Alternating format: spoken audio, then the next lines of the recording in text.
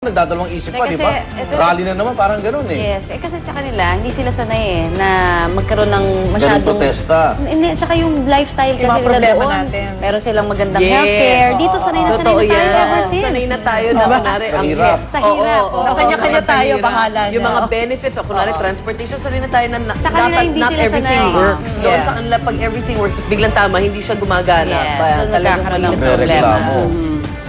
Alright, bisitahin naman natin ang Santo Papa sa Vatican City kung saan usap-usapan ngayon ang kanyang kalusugan matapos itong gumamit ng mobile platform sa halip na lakarin ang main aisle patungo sa altar ng St. Peter's Basilica. Sa isang seremonya, isinakay si Pope Benedict XVI sa mobile platform na ginamit din ng dating Santo Papa na si Blessed John Paul II sa huling 5 taon niya bago siya pumanaw. Agad namang nilinaw ng Vatican na maayos ang kalusugan ni Pope Benedict at ipinagamit lang daw sa kanya ang mobile platform upang hindi na siya mapagod sa paglalakad.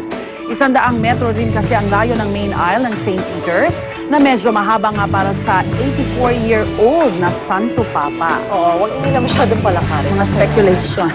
No, but at his age, di ba, dapat talaga medyo Alalay nagpapahinga na, siya. alalay. Alalay. Oo, alalay. Google nga natin kung ilang taon, hindi na-mention yung... 84. 84. Inatanda ko siya ng 2 taon.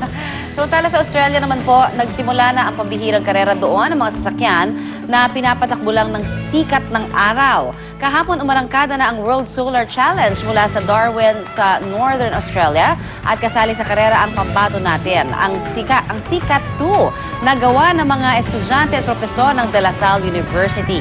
Kabilang sila sa 37 kuponan mula sa 20 bansa, kung saan ang mga liyamado, ang mga kuponan mula sa the Netherlands at Japan at ang defending champion. Napakalayo ng karerang ito na 3,000 kilometers ang dapat takbuhin ng mga solar car mula Darwin hanggang Adelaide, Australia. Good luck, Lasal. Good luck. Good luck, Galing. Philippines. Yan ang Sikat. Sikat 2. Sikat. Sikat 2. Sikat. At pag nanalo sila, sikat. Yeah. Pare-pareho na itsura, no? Sana sa gabi ginawa. Kotse nila. Hindi, may reserve naman yun. Oo, di ba? Nag-absorb ng Matagalan, energy. palaki ng baterya. Kung sinong May reserve naman yun. Napahirapan mo talaga. Yun ang Kasi di challenge. ba kaya nga nag-iimbento ng yan, mga gumagana ganyang sa bagay. gabi. Para mapakinabangan mo pag wala ng araw. Mahal ang kuryente. Di ba? May mga reserve ano yan eh. Ng mga... Oh, tsaka paano kung nasa shadow ka, di ba, sa madidilim na lugar? Yeah. Paano naman sa mga may sweet tooth dyan?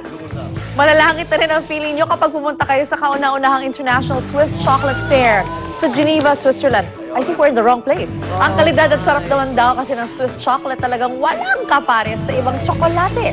Kaya naman ang pinagmamalaki nila na Choco Fair na ito, ang art ng paggawa ng Swiss chocolate. At bago magtapos ang fair, gagawa rin ng parangal ang Best Chocolate Craftsman at ang Best Chocolate Craft Work. I think we have to go there. Alam mo, totoo na Ang kapag sarap. pasaya, no, ang chocolate. Oo naman. naman. Saya-saya mo Yes. pag nag-chocolate ka talaga. Kaya Di ba, pwede press ka, pinaka-healthy tsokolate ka agad. Pinaka-healthy yung black chocolate. Yung walang dark halo. chocolate. Yung Dark chocolate, yeah. Pero pag hinaluan mo na ng sugar, doon ka nagkakatalo talaga Yun ng yung tsokolate may- kasi. sugar na. Kaya yung mapakla kasi. Pero ayoko ng dark. Mapait yung ang dark chocolate. Hindi naman healthy. Ayan, ang sarap po. Hindi, Sa Yung dark. may molded pa. O kaya milk chocolate a day. Sarap. Tama na, sinasapian na yung mga kasama ko rito. Ang sarap nila, di ba? Ayun na si Connie. Sinasapian na po si Connie, sinasapian na. Ano ba to? Ating mga Tayo sa ano, sa shops. Para may idea na ako anong breakfast natin. At ito, star-studded po ang inirampang fashion show. Ayan na, for a cause kagabi ng Pinoy International Designer na si Michael Cinco. Ito ang first major solo show ng Dubai-based fashion designer na patuloy ang pagsikat matapos pahangain ng ilang American fashionistas gaya na Paris Hilton, Tyra Banks at Nigel Barker. Ilan sa mga dumating sa fashion show ay ang mag-asawang Richard at Lucy Torres. Lucy Torres Gomez, Miriam Kiambao, at ang ating kapuso star na si Raymond Gutierrez at ang kapatid niya si Rupa kasama ang stylist na si Liz Uy.